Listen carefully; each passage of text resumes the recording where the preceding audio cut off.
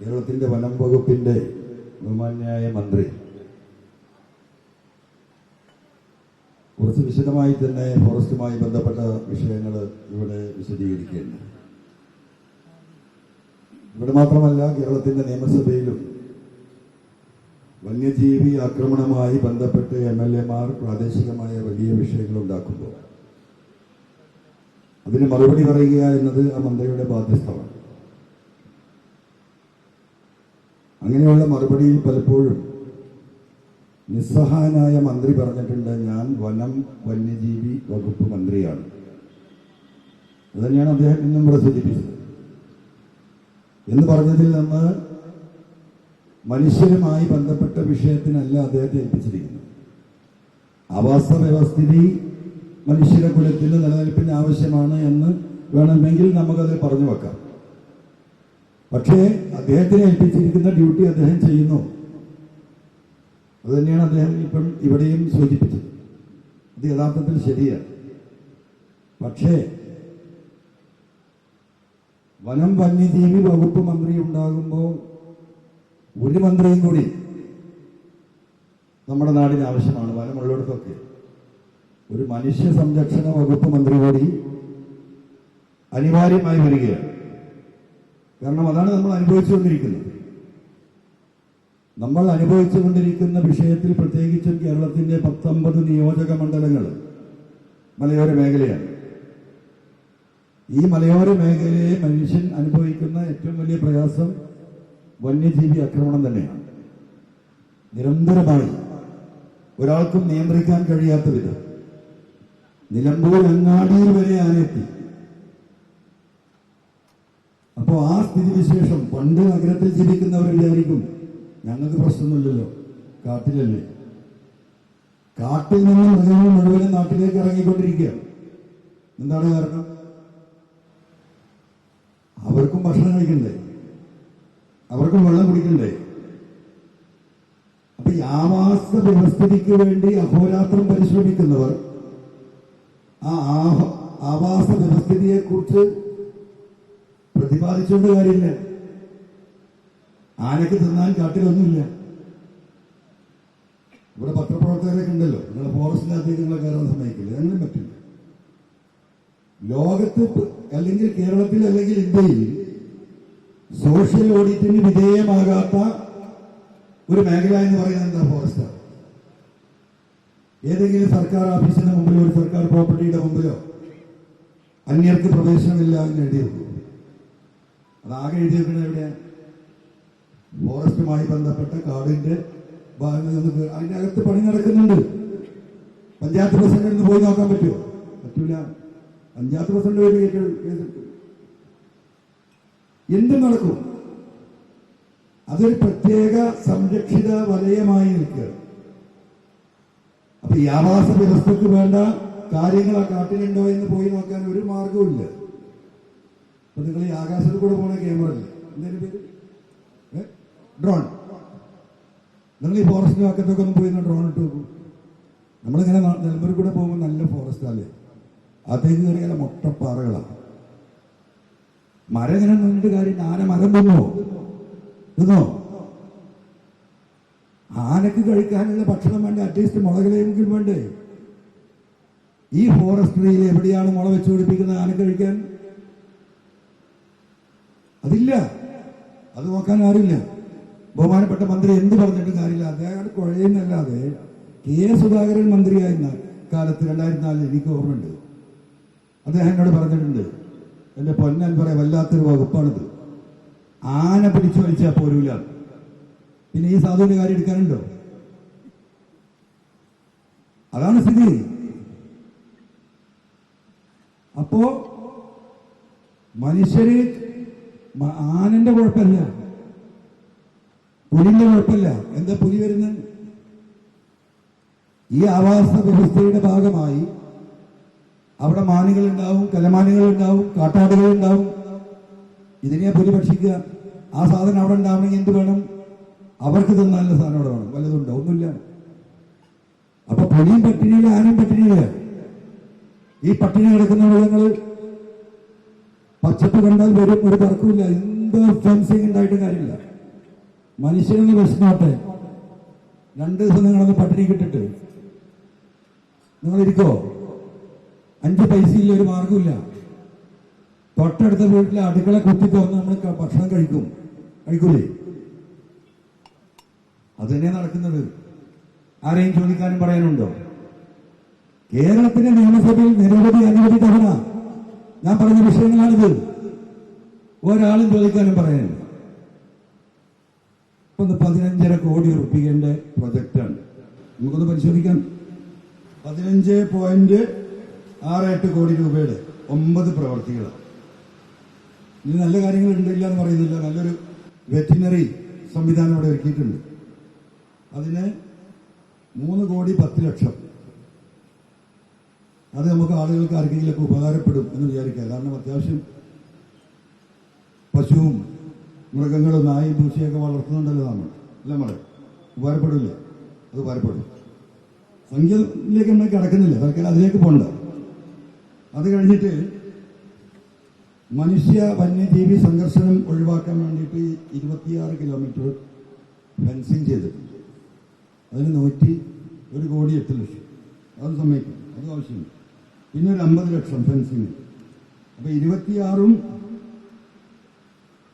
8ഉം 34 kilometre road ഉണ്ടാക്കാൻ 1.5 കോടി ചെലവാക്കിയിട്ടുണ്ട്. ഇതിന് ബഹുമാനപ്പെട്ട മന്ത്രി പറഞ്ഞ നമ്മുടെ കോളനിയിലേക്കുള്ള കരുളായി പഞ്ചായത്തിലെ 17 കിലോമീറ്റർ റോഡ്, അത് വളരെ അത്യാവശ്യം.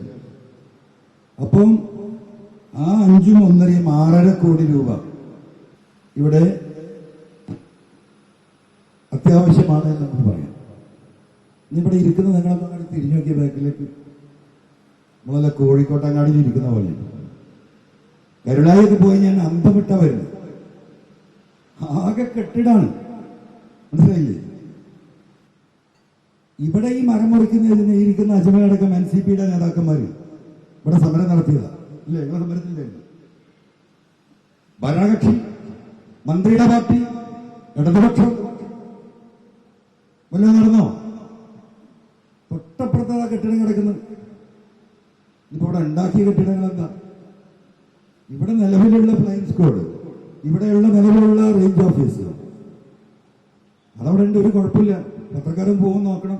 നിങ്ങൾ നോക്കണം. അതുകൊണ്ട് നിങ്ങളോട് ദയവായി ഇരിക്കണമെന്ന് ഞാൻ പറഞ്ഞതാ. നിങ്ങൾ വന്നത് എനിക്കറിയാം, അത് നമുക്ക് പിന്നെ പറയാം. അപ്പോ നിങ്ങൾ നോക്കണം. ഇത്രയും ജനങ്ങൾ കഷ്ടപ്പെടുന്ന വന്യജീവി വിഷയമുള്ള ഈ പ്രദേശത്ത് ഈ വിഷയത്തിനാണ് മുൻഗണന കൊടുക്കേണ്ടത്. ഹാങ്ങിങ് ഫെൻസിങ് ഉണ്ടായോ? ഉദ്യോഗസ്ഥന്മാർക്ക് അവരുടെ വെൽഫെയർ വേണം, യാതൊരു തർക്കവും കാര്യത്തിലില്ല, ഒരു തർക്കവുമില്ല. അതിന്റെ പേരിൽ ആഡംബരമാവരുത്. എന്നാൽ ഈ റേഞ്ച് ഓഫീസ് പുതിയത് പണിയുമ്പോൾ അതവർക്ക് അക്കോമഡേഷൻ കൊടുത്താൽ മതി. വീണ്ടും ഒരു റെസ്റ്റ് റൂം പണിയേണ്ട കാര്യമില്ല. ഉണ്ടോ? ബഹുമാനപ്പെട്ട മന്ത്രി പറഞ്ഞതുപോലെ ഇതിന് തന്നെ പൈസ എല്ലാം ഒപ്പിക്കുകയാണ്. അപ്പൊ ഇതെന്താ രീതി? ഈ രീതി ഒരിക്കലും ശരിയല്ല. ഗവൺമെന്റ് ഇടപെടേണ്ട വിഷയമാണ്. ഈ ഗവൺമെന്റിന് അധികാരത്തിലെത്തിയ ഇടതുപക്ഷ ജനാധിപത്യ മുന്നണി പാർട്ടി ഇടപെടേണ്ട വിഷയമാണ്. ഈ 10 നിയോജക മണ്ഡലങ്ങളിൽ ഈ കഴിഞ്ഞ പാർലമെന്റ് തെരഞ്ഞെടുപ്പിൽ ഈ വനം വന്യജീവി വിഷയം അതിനെ ഈ ഗവൺമെന്റിന് കൃത്യമായി അഡ്രസ് ചെയ്യാൻ കഴിയാത്തതുകൊണ്ട് ഒരു 10-20% വോട്ട് പോയിട്ടുണ്ട് എന്ന് ഉറച്ച് വിശ്വസിക്കുന്ന, അനുഭവത്തിനടിത്തിൽ വിശ്വസിക്കുന്ന ആളാണ്. അഡ്രസ് ചെയ്യാൻ കഴിഞ്ഞിട്ടില്ല. അഡ്രസ് ചെയ്യപ്പെടേണ്ട ഒരു വിഷയം. കാട്ടിൽ കയറി ആന ചവിട്ടിക്കൊന്നാൽ ഒരു ന്യായം വേണമെങ്കിൽ അംഗീകരിച്ചു കൊടുക്കാം. നാട്ടിലിറങ്ങി ആന ചവിട്ടിക്കൊന്നാൽ ആരുടെ ഉത്തരവാദിത്തം? ആരുടെ ഉത്തരവാദിത്വം? ഈ മണ്ഡലത്തിന്റെ പല സ്ഥലങ്ങളിലും 7 മണി കഴിഞ്ഞ് അങ്ങാടികൾ അടക്കുന്നുണ്ടല്ലേ? എന്താ ബൈക്കിൽ പോകാൻ പറ്റില്ല? ഇപ്പൊ 2 ആഴ്ച 1.5 മാസം മുമ്പ് പൂക്കോട്ട് ഇവിടെ മൂത്തടത്ത് രാവിലെ 60 പോകുന്നൊരു കുട്ടി ഒന്നിടിച്ച് തലപൊട്ടി മരിച്ചില്ലേ? പോകാൻ സാധിക്കുന്നുണ്ടോ? പാമ്പ് പോട്ടെ, പിന്നെ എല്ലായിടത്തും ഉണ്ടാവുകയായിരിക്കാം. അത് നിവൃത്തിയില്ല. ഇപ്പൊ കാര്യമായിട്ട് ആറാട്ടിയിൽ അങ്ങനെ ഒരു ഉപകാരം ചെയ്തിട്ടുണ്ട്, നല്ല കാര്യം, ഒരു തർക്കമില്ല. ഈ പൈസ മുഴുവൻ ചെലവാക്കിയപ്പോ, ഈ ഫെൻസിംഗ് ഒന്നും ചെയ്യാത്തപ്പോ അറ്റ്ലീസ്റ്റ് ഈ ആറാട്ടി അവർക്ക് കുറച്ച് വാഹന സൗകര്യം, അവർക്ക് കുറച്ച് എക്യുപ്മെന്റ്സ് എന്തേ തോന്നാത്തത്? ഇവിടെ എത്തി വനം വന്യജീവി കൈകാര്യം ചെയ്യുന്ന ഉദ്യോഗസ്ഥരുടെ മനസ്സ് വന്യജീവിയേക്കാൾ അപ്പുറമായിട്ടുണ്ട്. പുലി കടിച്ചു കഴിക്കുന്നത് ഒന്നുമില്ല വിശന്നിട്ടാണ്, അല്ലെങ്കിൽ ഭയപ്പെട്ടിട്ടാണ്. എന്തൊക്കെ സംഭവം നമ്മുടെ ഇവിടെ ഉണ്ടായി. ഒരു ഫോറസ്റ്റ് ഉദ്യോഗസ്ഥൻ മരണപ്പെട്ടിട്ട് ഇവിടെ ആ സഹോദരന്റെ ശവം പൊതുപ്രദർശനത്തിന് വെക്കാൻ ഡിവിഷണൽ ഓഫീസിൽ വെക്കാൻ പറ്റില്ല എന്ന് പറഞ്ഞു ഒരു DFOയുടെ നടപടി ഉണ്ടായ ബഹുമാനപ്പെട്ട മന്ത്രി. പിന്നെ മറ്റുള്ള ഉദ്യോഗസ്ഥർ ബഹളം വെച്ചിട്ടാ. ഒന്ന് ആലോചിച്ച് നോക്കണം നിങ്ങൾ, ഇവിടെ മനസ്സിവിടെ എത്തി. രാപ്പകൽ ഈ ഡിപ്പാർട്ട്മെന്റിന് വേണ്ടി പണിയെടുക്കുന്ന ഒരു ഉദ്യോഗസ്ഥൻ മരണപ്പെട്ടാൽ സഹ ഉദ്യോഗസ്ഥർക്ക് ഒരു റീത്ത് സമർപ്പിക്കാൻ ഈ പറയുന്ന ബഹുമാനപ്പെട്ട ഡിവിഷണൽ ഓഫീസിന്റെ മുറ്റത്ത് വരാന്തയിൽ സമ്മതിച്ചോ? ആന ചവിട്ടിക്കൊണ്ട് ഒരാൾ ചെന്നു ഈ ചങ്ങാതിന്റെ അടുത്ത്. ഈ പറഞ്ഞവൻ ഇരിക്കുന്ന DFOമാരല്ല കേട്ടോ, ആരും തെറ്റിദ്ധരിക്കണ്ട. ഈ രണ്ടുപേരും വളരെ നന്നായിട്ട് അല്ലെങ്കിലും മോശമില്ലാത്ത രീതിയിൽ പൊതുവിഷയങ്ങളിൽ ഇടപെടുന്നുണ്ട്. മന്ത്രി ഏതാ സൂചിപ്പിച്ചത്, ജനങ്ങളുമായി നിങ്ങൾ ബന്ധപ്പെടണം. ഇപ്പൊ ഇരിക്കുന്നവർ കുഴപ്പമില്ല. ആ ചങ്ങാതി ആളുകൾ പോയി ഈ ആനശല്യത്തെ കുറിച്ച് പറഞ്ഞപ്പോൾ ചോദിച്ച ചോദ്യം എന്താ പറയുക, നിങ്ങൾക്ക് 10 ലക്ഷം കിട്ടുന്നില്ലേ? ഞാൻ തന്നെ അപ്പച്ചോട്ടാണ്. ഒരു മനുഷ്യനെ വിലകൽപ്പിക്കുന്നത് 10 ലക്ഷം, അത് കിട്ടുന്നില്ല. പിന്നെ എന്താ ഇവിടെ വന്ന് ബഹളം വെക്കുന്നത്? എവിടെ എത്തി? ഇതാണ് രീതി. ഈ രീതി ഇടതുപക്ഷത്തിന്റെ രീതിയല്ല, ഇത് കമ്മ്യൂണിസ്റ്റ് പാർട്ടിയുടെ രീതിയല്ല. വരച്ച വരയിൽ നിർത്തണം ഉദ്യോഗസ്ഥന്മാരെ. ജനങ്ങളാണ് നാട് ഭരിക്കുന്നത്, ആ ജനങ്ങളാണ് അധികാരം നിശ്ചയിക്കുന്നത്. ഈ നാട്ടിലെ സാധാരണ ജനങ്ങൾ കൊടുക്കുന്ന നികുതി പണം ഉപയോഗിച്ചാണ് ഈ കാക്കിയിട്ടിരിക്കുന്നവരും കാക്കിയിരിക്കാത്തവർക്കും ശമ്പളം കൊടുക്കുന്നത്. അവരുടെ റെപ്രസെന്റേറ്റീവ്സ് ആണ്. ഒരു പഞ്ചായത്ത് മെമ്പറാണെങ്കിൽ പോലും അത് മനസ്സിലാക്കാൻ കേരളത്തിലെ വനം വകുപ്പല്ല, പല ഉദ്യോഗസ്ഥരും ആ നിലവാരത്തിലേക്ക് ഉയർന്നിരിക്കുകയാണ്. ഇവിടെ 2 DFOമാർ ഇരിക്കുന്നുണ്ട്. കഴിഞ്ഞ മാസം ഒരു മീറ്റിംഗ് മൂത്തേടത്ത്, തലേ ദിവസം 2 ദിവസം മുമ്പ് പഞ്ചായത്ത് പ്രസിഡന്റ് ഉസ്മാൻ എന്നെ വിളിച്ചു. അവിടെ ഒരു ഫോറസ്റ്റ് ഉദ്യോഗസ്ഥൻ വളരെ മോശമായി പെരുമാറി ഉസ്മാന്റെ അടുത്ത്. പഞ്ചായത്ത് പ്രസിഡന്റ്, നിങ്ങൾ പോയി നിങ്ങളെ പണി നോക്കിക്കോ, ഈ പണി ഞാനെടുക്കും, അതിന് മോശമായ എന്തോ വാക്കുപിൽ. എന്താണ് ധിക്കാരം? എന്താണ് അഹങ്കാരം? ആരായിവർ? ഈ കണ്ടു കാണപ്പെട്ട ആഫീസുകൾ എന്തിനാ? എന്താ അവർക്ക് പണി? പണ്ട് ഫോറസ്റ്റിൽ അത്യാവശ്യം പണി ഉണ്ടായിരുന്നു. മന്ത്രി സ്ഥിരമായിട്ട് മരം മുറിക്കലും കളറൊക്കെ ഉണ്ടായിരുന്നു. ഇവിടെ സൗത്തിലെ എത്ര കേസുണ്ട് കഴിഞ്ഞ വർഷം മരം മുറിച്ചത്? ഒരു കേസ്. മനസ്സിലായോ? നോർത്ത് DFO എത്ര കേസ് മരം മുറിച്ചത്? ഒരു കേസ്. അല്ലല്ല, കുറഞ്ഞു വന്നു. മനുഷ്യര് ഇവരുമായി അഡ്ജസ്റ്റ് ചെയ്ത്, ഇവരെ അഡ്ജസ്റ്റ് ചെയ്തിട്ടില്ല. നിങ്ങള് ഒരു 5-8 വർഷം മുമ്പത്തേക്ക് കണക്കെടുക്കണം. കെ സുധാകരൻ മന്ത്രിയാകുന്ന കാലത്ത് 500 ചില്ലാനം കേസാണ് ഞങ്ങൾ ഒരുമിച്ച് സെറ്റിൽ ചെയ്തത്. ഇവിടെ മാസത്തിലുണ്ടാവുമായിരുന്നു. അന്നത്തെ സ്ഥിതി അറിയാം നിങ്ങൾ. കേസിടും. നമ്മൾ ഈ കളവ് കേസിൽ സ്ഥിരമായിട്ട് കുറെ പ്രതികളുണ്ടാവും പോലീസ് സ്റ്റേഷനിൽ. എവിടെ കളവ് നടന്നാലും സാധനം കിട്ടിയില്ലെങ്കിൽ അപ്പോൾ എഴുതി കൊടുക്കും, മോനെ പ്രതി എന്ന് പറഞ്ഞ പോലെ. നാട്ടിൽ നിന്ന് ആര് മരം മുറിച്ചാലും മമ്പാടും വഴിക്കടവയും മുണ്ടേരിയിലൊക്കെ ഉണ്ടായിരുന്നാൽ സ്ഥിരം പ്രതികൾ ഓരോ പേരിൽ എഴുതും. ഈ സാധുക്കളൊക്കെ പല പണിക്കും പോയി ഈ ഏർപ്പാട് നടത്തിയില്ല. പിന്നെയും വരുമ്പോൾ സമൻസ് വരുമ്പോഴറിയാം. അപ്പൊ പിന്നെ കേസിന് പോകണമെങ്കിൽ പൈസ ഇല്ല. അപ്പൊ എന്താ ചെയ്യാം? വീണ്ടും മുറിക്കും കേസ് നടത്താൻ. ഇതന്നത്തെ മന്ത്രിയുടെ ശ്രദ്ധയിൽപ്പെടുത്തിയപ്പോഴാണ് ഈ വിഷയങ്ങൾ മൊത്തം സെറ്റിൽ ചെയ്തത്. ഇന്ന് അങ്ങനെ ഒരു പണിയില്ല. ഇപ്പൊ ആ മുറിച്ച മരം തന്നെ ഇവരുടേതാണെന്നും ആ ഉടമസ്ഥൻ എന്റേതാണ് എന്ന് പറയുന്ന ഭൂമിയിലെ വക്കത്തുനിന്ന് കുറിച്ചായിരിക്കും. ഫോറസ്റ്റ് ഒന്നും ഒരിക്കലും ആവില്ല, അല്ലേ? ഫോറസ്റ്റ് ആരെയും കുറിച്ചിട്ടുണ്ടോ? നിങ്ങൾ നിങ്ങളുടേതാണെന്ന് പറയുന്ന ഈ എഫ് പെട്ട ഏതെങ്കിലും ഭൂമിയല്ലേ? അത്ര ഉണ്ടാവൂ. പിന്നെന്താ പണി? മരം എന്തായാലും ഉണ്ട്. പിന്നെ ഒരു വെള്ളം നനക്കണ്ട, മരത്തിന് നനച്ചു കൊടുക്കുന്ന പണിയുണ്ട്. കുളം കുത്തുന്നില്ലല്ലോ. ഇപ്പൊ 6 മാസം മുമ്പ് പോത്തുകൽ പഞ്ചായത്തിൽ നല്ല കുളത്തിന്റെ പണി നടക്കുക. എന്തിന്? ആവാസ വ്യവസ്ഥ ശരിയാക്കല്ലേ. എവിടെ അറിയോ? ജനങ്ങൾ തെങ്ങി പാർക്കിന് 300 മീറ്റർ അപ്പുറത്ത്. എന്താ ശരി? വെള്ളം കുടിക്കാൻ എല്ലാവരും വന്നോട്ടെ. നാട്ടിക്കേ ജനങ്ങളുടേക്ക് നോക്കണം. നിങ്ങൾ ഇവരുടെ തീർക്കാൻ പറഞ്ഞാണത്. കാട്ടിന്റെ അകത്ത് മൃഗങ്ങളെ അങ്ങോട്ട് ആകർഷിക്കാൻ വെള്ളം കൊടുക്കേണ്ടതിന് പകരം അങ്ങാടിയുടെ വക്കത്ത് കൊടുത്തിട്ട് കുളം കുത്തുക. ഇതെന്താ രീതി? ഞാനിപ്പോ ഇതിങ്ങനെ പറഞ്ഞു. ഞാനത് പറയാൻ ഈ നിയമസഭാ സമ്മേളനത്തിൽ പറയാൻ ഉദ്ദേശിച്ച കാര്യങ്ങളാണ്. പല ഘട്ടത്തിലും പറഞ്ഞിട്ടില്ല. ചിലപ്പോൾ ഈ നിയമസഭയിൽ പ്രസംഗിക്കാൻ കഴിയുമെന്ന് എനിക്ക് ഉറപ്പില്ലാത്തതുകൊണ്ട് ബഹുമാനപ്പെട്ട മന്ത്രിയിലോട് പറയും. മനസ്സിലായോ? കാരണം ഈ പറയാനുള്ള കാര്യങ്ങളൊക്കെ അഡ്വാൻസ് ആയി പറഞ്ഞു പോവാണ്. ഇതാണ് രീതി. ഈ രീതി ശരിയല്ല.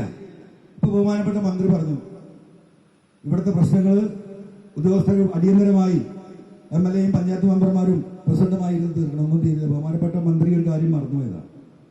ഇവിടെ ഞാൻ ഈ പറഞ്ഞ മറ്റേ ചങ്ങാതി ഉണ്ടല്ലോ, ബോഡി നടത്താൻ അനുവദിക്കാത്തവൻ, 2.5 കോടി രൂപ ഈ ഗവൺമെന്റിൽ സമ്മർദ്ദം ചെലുത്തി ഈ ഫെൻസിങ്ങിന് വേണ്ടിയിട്ട് ഞാൻ വാങ്ങി.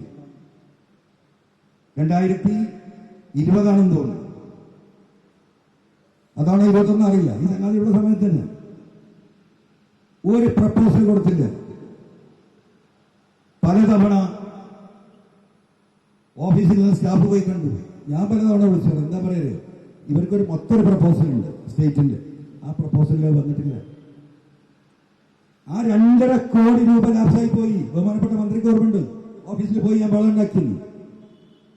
അന്ന് ഈ പറയുന്ന ഉത്തരവാദിത്തപ്പെട്ട ഉദ്യോഗസ്ഥരെ വിളിച്ചിട്ട് മന്ത്രി പറഞ്ഞു, ഇനി ഫെൻസിങ്ങുമായി ബന്ധപ്പെട്ട ഇത്തരം കാര്യങ്ങൾ അവിടെ ജനപ്രതിനിധികളുമായി ചർച്ച ചെയ്തിട്ട് തീരുമാനിക്കണം. അങ്ങനെ സംഭവം തന്നെ ഉണ്ടായിട്ടില്ല. അങ്ങനെ ഒരു ചർച്ച നടന്നിട്ടുണ്ടെങ്കിൽ കെട്ടിടം ഇവിടെ വരുന്നത് തോന്നുന്നുണ്ടോ? ഞാൻ രാവിലെ വൈകുന്നേരം പോകുന്നത് കാണുന്നുണ്ട്. പിന്നെന്താ അറിയോ, നമ്മളത് കയറി ഇടപെട്ടാൽ ഇവിടെ ഇരിക്കുന്ന എന്റെ മഹേഷ് ടീമൊക്കെ ഉണ്ടല്ലോ, TV അൻവർ ഗുണ്ട, ഞാനത് നിർത്തി. ഞാൻ പലപ്പോഴും അങ്ങനെ ഇടപെട്ടു. വരില്ല. ഇവിടെ ജനങ്ങൾ, ജനപ്രതിനിധികൾ ജനാധിപത്യത്തിൽ നിന്ന് മാറി നിന്നാൽ ഉണ്ടാകുന്ന അപകടം കേരളത്തിന്റെ സകല നികുതി മേഖലകളിൽ നടന്നുകൊണ്ടിരിക്കുക. ഒരു ഉദ്യോഗസ്ഥനും ഒരു പേടിയില്ല. MLA ഹലോ, MLA ആണ്, മനസ്സിലായോ? വിളിച്ചാലേ ചിലപ്പോ വില്ലേജ് ഓഫീസറായിരിക്കും. എന്റെ അടുത്ത് ഒറ്റ പ്രാവശ്യം മോളുള്ളൂ. പിന്നെ അങ്ങനെ സംസാരിക്കേണ്ടത് അത് പഠിപ്പിച്ചെടുക്കലുണ്ട്. പക്ഷെ എന്താ അറിയോ, എല്ലാവരും മാന്യന്മാർ. ആ മാന്യത വിചാരിച്ചിട്ട് ഇങ്ങനെ മിണ്ടാതെ നടക്കുക. എവിടത്തേക്കാ കേരളത്തെ കൊണ്ടുപോകുന്നത്? അതാണ് വിഷയം. അതുകൊണ്ട് ഈ ജനകീയ ജനാധിപത്യ സംവിധാനം ഇവിടെ നിലനിൽക്കുമ്പോ അതൊരു പഞ്ചായത്ത് മെമ്പറാണെങ്കിൽ അവനാണ് അവിടുത്തെ രാജാവ്. ആ പഞ്ചായത്ത് വാർഡിൽ 2000-3000 ആളുകൾ വരുന്ന ആ ആളുകളെ റെപ്രസെന്റ് ചെയ്യാൻ രാജ്യത്തിന്റെ ഭരണഘടന ഏൽപ്പിച്ച വ്യക്തിയുടെ പേരാണ് ആ വാർഡ് മെമ്പർ. മനസ്സിലാക്കി കൊടുക്കണം. ഇപ്പൊ ഞാനിങ്ങനെ പ്രസംഗിക്കുന്നത് ഈ മൃഗശല്യം നിനക്കെന്താ പണി എന്നൊരു ചോദ്യം നോക്കുന്നുണ്ടാവും. ഞാൻ എന്റെ പണി എടുക്കുന്നുണ്ട്. ഞാനത് പരസ്യത്തിന് വരാറില്ല. ബഹുമാനപ്പെട്ട മന്ത്രിക്ക് ഒരു കടലാസ് കൊടുക്കാനാണ്. ഈ കാര്യങ്ങൾ 1972 മൃഗസംരക്ഷണ നിയമമാണ് ഇവിടെ നിൽക്കുന്നത്. ആ നിയമത്തിനൊരു മാറ്റം വന്നിട്ടില്ല. മൃഗങ്ങളെ നിയന്ത്രിക്കാനോ കൊല്ലാനോ ഒരു നിയമമുണ്ടാക്കാൻ ഈ നിയമത്തിൽ മാറ്റം വന്നാലേ സാധിക്കൂ. അത് കേന്ദ്ര ഗവൺമെന്റാണ് തീരുമാനിക്കേണ്ടത്. കേന്ദ്ര ഗവൺമെന്റിന്റെ നിരവധി അനുമതി കത്ത് കഴിഞ്ഞ 6-7 കൊല്ലത്തിനിടയ്ക്ക് ഞാൻ അയച്ചിട്ടുണ്ട് ഫോറസ്റ്റ് മിനിസ്റ്റർക്ക്. ഒന്നൊരു മറുപടി പോലും വരില്ല. അവസാനം പിന്നെന്താ മാർഗം? സുപ്രീം കോടതിയെ സമീപിക്കും. ഇപ്പൊ കഴിഞ്ഞ ഫെബ്രുവരിയിൽ ഈ വർഷം സുപ്രീം കോടതിയെ സമീപിച്ചു. MLA എന്ന നിലക്ക് 972 വന നിയമങ്ങളിൽ മാറ്റം വരുത്തണം. ലോകത്തുള്ള വിദേശ രാജ്യങ്ങളിൽ, നമ്മൾ അമേരിക്ക എന്നൊക്കെ പറഞ്ഞാൽ നമുക്ക് രോമാഞ്ചം ഉണ്ടാവുമല്ലോ, വലിയ സംഭവം. യൂറോപ്പ്, കാനഡ തുടങ്ങിയ ഏറ്റവും ഡെവലപ്ഡ് ആയിട്ട് രാജ്യങ്ങളിൽ ഇവിടെയൊക്കെ മൃഗങ്ങളുണ്ട്. കാനഡ എന്നൊക്കെ പറഞ്ഞാൽ ലോകത്തെ ഏറ്റവും കൂടുതൽ ഫോറസ്റ്റുള്ള സ്ഥലമാണ് ലോക രാജ്യങ്ങളിൽ. രണ്ടാമത് പക്ഷെ അമേരിക്കയായിരിക്കും. ഇവിടെ ആകെ വക്കും പോലെയുള്ളൂ. ഇതാണ് ഈ കെട്ടിപ്പിടിച്ച് നിന്നിട്ട് അങ്ങോട്ട് തിരിയാനും ഇങ്ങോട്ട് തിരിയാനും പറ്റില്ല എന്ന് പറഞ്ഞത്. ഏതെങ്കിലും ഒരു റോഡ് ഇപ്പൊ ഇരിക്കേണ്ട രൂപ തിരക്കണില്ല, അവിടെ ഇരിക്കണം തിരക്കണില്ല. ഒരു നിയമം ഉണ്ടാക്കുമ്പോൾ എല്ലാ നിയമങ്ങളും മനുഷ്യർക്ക് വേണ്ടി ഉണ്ടാക്കിയിട്ടുള്ളതാണ്. ആ മനുഷ്യരെ സഹായിക്കാനും ഈ നാടിന്റെ ഡെവലപ്പിന് വേണ്ടിയിട്ടാണ്. അപ്പൊ ആ മനുഷ്യർ ഇവിടെ ജീവിക്കണമെങ്കിൽ ഈ രാജ്യത്തിന്റെ പ്രകൃതിപരമായ ആവാസ വ്യവസ്ഥ നിലനിൽക്കണം. എന്തിനാ? മനുഷ്യന് ജീവിക്കാൻ. അപ്പൊ മനുഷ്യൻ ജീവിക്കേണ്ട ഈ പ്രകൃതിയുടെ ആവാസ വ്യവസ്ഥ മാത്രം മതി എന്നാ തീരുമാനം. അപ്പൊ ഏത് നിയമം ഈ രാജ്യത്തിന്റെ പാർലമെന്റിൽ ഉണ്ടാകുമ്പോഴും അതിനൊരു ഇന്റൻഷൻ ഉണ്ടാവും. ആ ഇന്റൻഷൻ എന്താ? ഫോറസ്റ്റ് നിയമത്തിൽ ഈ ആവാസ വ്യവസ്ഥ നിലനിർത്തണം. എന്തിനാ? ജനങ്ങൾക്ക് സമാധാനമായും സന്തോഷപരമായും ജീവിക്കാൻ. ആ നിയമത്തിന്റെ ഘടക വിരുദ്ധമാണ് ഇവരുടെ തീരുമാനങ്ങൾ. ഇവർ വിചാരിക്കുന്ന ഈ ആവാസ വ്യവസ്ഥ ആന പെറ്റുവരുകാനും പന്നി പെറ്റുവരുകാനും മനുഷ്യനെ കുത്തിച്ചാവാനും അതല്ല. അപ്പോൾ സുപ്രീം കോടതിയിൽ ഈ കാര്യങ്ങൾ മുഴുവൻ നമ്മൾ സൂചിപ്പിച്ചു. ലോകത്തെ വിവിധ രാജ്യങ്ങളിൽ ഈ അനിമൽ കൺട്രോൾ ബഹുമാനപ്പെട്ട മന്ത്രിയുമായി ചർച്ച ചെയ്തിട്ടാണ് ഞാൻ ചെയ്തത്. അനിമൽ കൺട്രോളിന് ഉപയോഗിക്കുന്ന പലതുണ്ട്. ഓസ്ട്രേലിയയിൽ ഫെബ്രുവരി മാസത്തിൽ കങ്കാരുവെ വെടിയേക്കാൻ തോക്ക് തരും. ഒരു കങ്കാരുവെ വെടിയേക്കാൻ $100 കിട്ടും.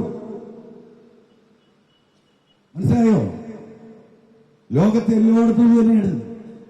ആഫ്രിക്കത്തെ പോട്ടെ, അവിടെ പട്ടിണി പാവങ്ങളാന്ന് വിചാരിക്കാം. ഡെവലപ്ഡ് ആയിട്ടുള്ള കൺട്രികളുടെ സ്ഥിതി ഏതാ? ഈ കാര്യങ്ങൾ മുഴുവൻ ചൂണ്ടിക്കാണിച്ച് 100-150 പേജുണ്ട്. സുപ്രീം കോടതിയെ സമീപിച്ചു. PB അൻവർ 1/4/2024 എന്താ പറയുക, സുപ്രീം കോടതി വിശദമായ വാദം കേട്ടിട്ട് പറഞ്ഞത്, സുപ്രീം കോടതി പറഞ്ഞത് രാജ്യത്തിന്റെ പാർലമെന്റ് തീരുമാനിക്കേണ്ട വിഷയമാണ്. പക്ഷെ കേരളത്തിൽ കഴിഞ്ഞ 10 കൊല്ലമായി ആന ചവിട്ടിക്കൊന്നും പന്നി ഇടിച്ചു മരിച്ചും ഉണ്ടായ കണക്കുകൾ ഫോറസ്റ്റ് ഡിപ്പാർട്ട്മെന്റിൽ നിന്ന് തന്നെ എടുത്ത ആ കണക്കുകൾ കൊടുത്തു. ഇതിന്റെ ഭീകരാവസ്ഥ. കാരണം ഇന്ത്യയിൽ ഏറ്റവും കൂടുതൽ ജനസാന്ദ്രതയുള്ള സംസ്ഥാനം കേരള, ഹൈ ഡെൻസിറ്റി പോപ്പുലേഷനുള്ള സ്റ്റേറ്റ്. ഇന്ത്യയുടെ ആവറേജ് ഡെൻസിറ്റി എന്ന് പറയുന്നത് ഒരു വില്ലേജിൽ ഈ പറയുന്ന ഒരു 1 സ്ക്വയർ കിലോമീറ്ററിൽ 70 ആളുകളാണ് 1 square kilometre. Keralam 350. High density. ഈ കാര്യം സൂചിപ്പിച്ചു. പടിഞ്ഞാറ് അറബിക്കടൽ, അവിടെ CR സെറ്റ്, അവിടെ നിന്ന് കയറാൻ വയ്യ. കിഴക്ക് പശ്ചിമഘട്ടം ആകെ മലയാണ്. റോഡുണ്ടാക്കാൻ വയ്യ, കൃഷി ഉണ്ടാക്കാൻ വയ്യ. മലയോര ഹൈവേ 147 കോടി രൂപയുടെ വർക്കാണ് ഈ നിയോജക മണ്ഡലത്തിൽ നടക്കുന്നത്. നിങ്ങളൊന്ന് പോയി നോക്കൂ. 5 സെന്റിലെ പാപം 1 സെന്റും 3/4 സെന്റും റോഡിന് വിട്ടുവന്നു. എല്ലാവരും തന്നു. ലൈഫ് പദ്ധതിയിൽ വീട് കിട്ടിയവർ വരെ തന്നു റോഡ് വീതി കൂട്ടാൻ. ഈ ഇരിക്കുന്ന മന്ത്രിയും വകുപ്പും ഉദ്യോഗസ്ഥന്മാരും 1 ഇഞ്ച് വിട്ടില്ല. വിശാലമായ റോഡ് കൂടെ ഇങ്ങനെ പോകുമ്പോൾ അവിടെ ഒരു ഫോറസ്റ്റ് ഉണ്ടാവും. ഒരു കൊക്കർണി പറയുന്നു. കൊക്കർണി പറഞ്ഞാൽ മനസ്സിലായില്ലേ? ഈ കൊക്കർണിയുടെ സ്വഭാവം, കൊക്കർണിയാണ് അങ്ങനെ മാന്തി പിടിക്കുന്ന സാധനം. റോഡ് തടസ്സമായി കിടക്കുന്നു. എത്ര വട്ടം ഈ ബഹുമാനപ്പെട്ട മന്ത്രി ഇടപെട്ടു? എന്ത് കാര്യം? ആരോട് കമ്മിറ്റ്മെന്റ്? ഇപ്പോ നമ്മൾ പോയി ഉദ്ഘാടനം ചെയ്തത് കരുണാകരനിലെ റേഞ്ച് ഓഫീസ്. അപ്പുറത്ത് നല്ലൊരു ബിൽഡിംഗ് ഉണ്ട്. അതിന്റെ അപ്പുറത്ത് അതിന് നല്ല ബിൽഡിംഗ് പണ്ടാക്കി 2.5 കോടിയോ ഒരു കെട്ടിടത്തിനാണ്. ഞാൻ ഈ വിശദാംശങ്ങൾക്ക് പോകില്ല. ഞാനൊക്കെ എന്ത് ഉത്തരവാദിത്വത്തിലാണ് ഇതൊക്കെ നടന്നിട്ടുണ്ടെങ്കിലുണ്ടല്ലോ ഡിസ്മിസ് ചെയ്ത് വീട്ടിൽ കൂടി പോയി പണി നോക്കാൻ പറയും.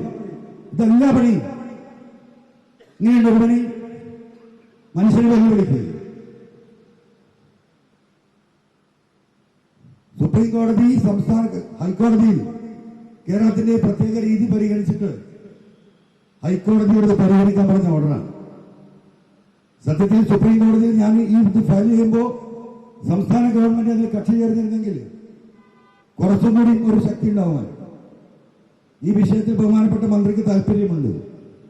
അപ്പോൾ ഇത് ഹൈക്കോടതിയിൽ ഫയൽ ചെയ്യുമ്പോൾ ബഹുമാനപ്പെട്ട മന്ത്രിയോട് ഈ ജനങ്ങളെ നിർത്തിയിട്ട്, എനിക്ക് ഇത് ജനങ്ങളല്ല അങ്ങനെ തെറ്റിദ്ധരിക്കണ്ട, ഇവിടെ ഇരിക്കണമല്ലോ ആരും ഈ നാട്ടിലുള്ള ആൾക്കാരല്ല, മന്ത്രി തെറ്റിദ്ധരിക്കണ്ട. ആരെങ്കിലും ഉണ്ടോ നാട്ടുകാർ? ഇത് കുറെ പത്രക്കാർ, 2-3 ജനപ്രതിനിധികൾ, ബാക്കിയൊക്കെ ഫോറസ്റ്റുമായി ബന്ധപ്പെട്ട് നാട്ടുകാരായിട്ട് ആരെങ്കിലും ഉണ്ടെങ്കിൽ കൈവക്കി. 1, 2 നിങ്ങൾക്ക് എന്തെങ്കിലും ഫോറസ്റ്റ് ആയിട്ടുള്ള എന്തെങ്കിലും ഉണ്ടോ? കോൺട്രാക്ട് ഉണ്ടാവില്ലേ? മനസ്സിലായില്ലേ? ഒരു മനുഷ്യനകത്ത് കയറിയിട്ടില്ല. എന്തുകൊണ്ട് ജനങ്ങൾ ഈ ഡിപ്പാർട്ട്മെന്റിന് എത്രമാത്രം കൊടുക്കുന്നു എന്നതിന്റെ തെളിവാണ് ഈ സദസ്സ്. ഈ രീതിയിൽ മനുഷ്യനകറ്റി മനുഷ്യരെങ്ങനെയും ഇവരുമായി സഹകരിക്കാൻ തയ്യാറാണ്.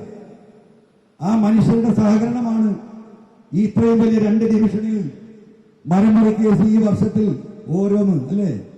അത് ഏതെങ്കിലും പട്ടിണി കിടന്നിട്ട് സാധു കുറിച്ചാവും. അങ്ങനെയാണെങ്കിൽ സാധ്യതയുള്ളൂ. അല്ലെങ്കിൽ ഞാൻ പറഞ്ഞെന്ന് EFL എന്ന് പറയുന്ന ഒരു ഭൂമി കുറിച്ചിട്ടുണ്ടാവും. ഇത് ജനകീയമായ ഇടപെടലില്ലാത്തതാണ്. ഒരാളുണ്ടാവില്ല. ഇപ്പോ കഴിഞ്ഞ നിയമസഭാ സമ്മേളനത്തിൽ കുറ്റ്യാടി MLA കുഞ്ഞുമുഹമ്മദ് പറഞ്ഞത് 10,000 ചില്ലാനം ഏക്കർ. എത്രയാണ് സ്റ്റേറ്റില്? നമുക്ക് ഭൂമിയൊന്നുമില്ലല്ലോ. കഴിഞ്ഞ 6-7 വർഷത്തിന്റെ ഇടക്ക് സംസ്ഥാനത്തിന്റെ ഭൂമി ഫോറസ്റ്റിന് വർദ്ധിച്ചത് 10,000-ഓളം ഏക്കർ. ആരാ എങ്ങനെയാ തിരക്കുക? കണ്ട ഭൂമിയൊക്കെ എടുക്കും. റവന്യൂവിന്റെ എടുക്കും, സ്പോർട്സിന്റെ എടുക്കും, PWDന്റെ എടുക്കും. ഇവിടെ 48 കൊല്ലമായി ടാറ് ചെയ്ത് ഓടുന്ന ചുങ്കത്തറ പഞ്ചായത്തില് നമ്മുടെ പ്രളയം വന്നൊരു പാലം പോയി. ഗവൺമെന്റ് പുതിയ പാലം ഉണ്ടാക്കി. അപ്പൊ ഇവിടെ വേറെ ചങ്ങാതി ഇവിടെ എന്താണ് റേഞ്ച് ഓഫീസർ, എന്റെ പേര് തന്നെ. ആ റോഡ് വന്ന് ബ്ലോക്ക് ചെയ്തു. എന്താണ്? ഇവരുടെ കയ്യിൽ ഒരു വാറോല ഉണ്ടാവും, ഒരു ബുക്ക്. വേറെ ആരുടെ കയ്യിലുണ്ടാവില്ല. എന്നിട്ട് അവർ പറയുന്നത് ഞങ്ങളതാണ്. അതല്ല എന്ന് പറയാനുണ്ടാവില്ല. കാരണം PWDക്കാർ, എഞ്ചിനീയർമാർ കേസെടുക്കും. അപ്പൊ കേസെടുക്കും. ഈ തോട്ടിന്റെ തൊട്ടപ്പുറത്താ പാലം വണ്ടൂരിലേക്ക് കിടക്കുന്നത്. ആ പാലം ഉണ്ടാക്കാൻ ഒരു JCB പുഴയിൽ കൂടെ ഇറങ്ങി അക്കരെ കയറണം. വേറെ മാർഗമില്ല. ആ വാഹനം പിടിച്ചെടുത്തു വരും. ഫൈനടച്ചു 3.5 ലക്ഷം. എന്തോ തോന്നിവാസത്തിന് പരിധിയുണ്ടോ? എന്താണ്